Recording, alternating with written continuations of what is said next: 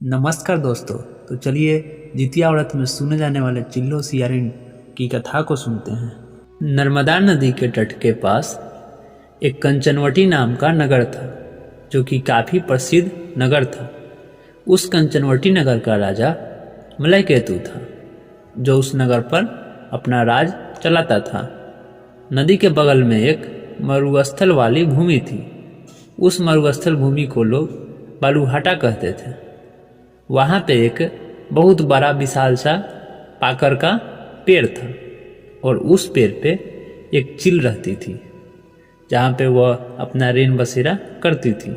पेड़ के नीचे एक गुफा था, जिसमें एक सियारिन रहती थी। सियारिन एवं चील दोनों में काफ़ी घनिष्ठ मित्रता थी। दोनों एक दूसरे को बहन कहते थे। चील एवं सियारिन ने एक दिन स्त्रियों को नदी के तट पे व्रत करते देखा। तब सियारिन ने चील से बोली, बहन जाओ और जाकर पता करो कि ये स्त्रियाँ कौन सा व्रत कर रही हैं।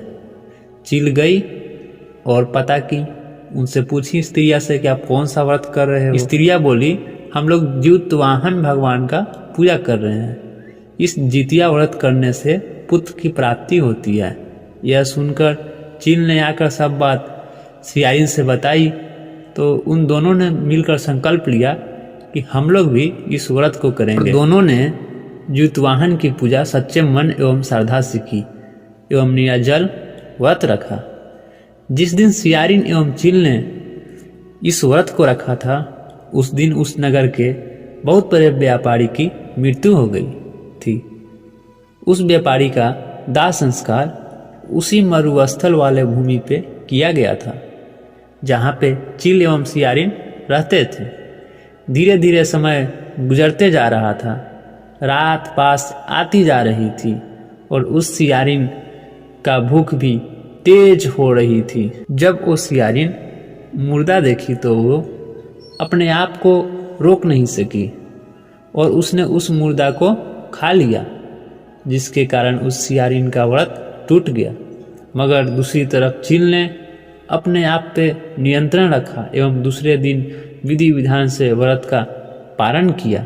सियारिन एवं चील अगले जन्म में दोनों ब्राह्मण के घर पुत्री के रूप में जन्म लेती हैं। चील बड़ी बहन बनी, उसका नाम सिलवती रखा गया। सिलवती की शादी बुद्धिसेन के साथ हुई। सियारिन छोटी बहन के रूप में जन्म ली तथा उसका नाम कपूरावती रखा गया। उसकी शादी नगर के राजा मलयकेतु से हुई। अब कपूरावती कंचनवटी नगर की रानी कहलाने लगी थी। भगवान ज्योतिवाहन के आशीर्वाद से सिलवती के 7 बेटे हुए तथा कपूरावती के सभी बच्चे जन्म लेते ही मर जाते थे। समय बीतते गया। समय बीतने के साथ साथ सिलवती के 7 पुत्र बड़े हो गए। वह सभी राजा के दरबार में काम करने लगे। कपूरावती के मन में उन्हें देखकर ईर्ष्या की भावना आ गई। एक दिन आश्विन मास के कृष्ण पक्ष के अष्टमी तिथि को, जिस दिन सिलवती जितिया व्रत की थी, उसी दिन रानी कपूरावती ने राजा से कह कर सिलवती के 7 पुत्र का सर कटवा दिया, और उन्हें 7 नए नए बर्तन मंगवाकर उसमें रखकर एवं लाल कपड़े से ढकवाकर सिलवती के घर भेजवा दी।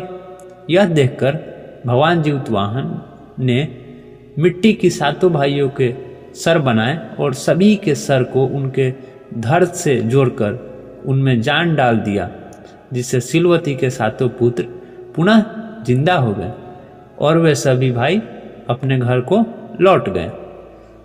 जो कटे हुए सिर रानी ने भेजे थे, वे सभी फल फूल बन गए। वहीं दूसरी तरफ रानी कपूरावती बुद्धिसेन के घर से पुत्रों के मृत्यु का समाचार सुनने के लिए बहुत व्याकुल थी। जब बहुत देर तक कोई खबर नहीं आया, तो रानी कपूरावती स्वयं ही बड़ी बहन के घर चली गई। वहाँ सबको जिंदा देखकर वो बेहोश हो गई और गिर पड़ी। जब होश आया, तब वो सारी बात अपनी बड़ी बहन सिलवती को बताई। अब उसे अपने किए पे बहुत पछतावा आ रहा था। भगवान ज्योतिवाहन की कृपा से सिलवती को पूर्व जन्म की बातें याद आ गई। वह कपूरावती को लेकर उसी पाकर के पेड़ के पास गई और उसे सारी बातें बताई। सभी बात सुनकर कपूरावती फिर से बेहोश हो गई और उसकी मृत्यु वहाँ पे हो गई।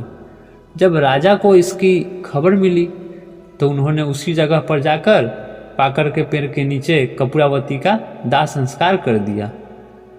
कथा यहाँ पे समाप्त हुआ। इस तरह जो स्त्रियां विधि विधान से जितिया व्रत करती हैं उनको पुत्र प्राप्ति होता है एवं उनका संतान दीर्घ आयु होता है।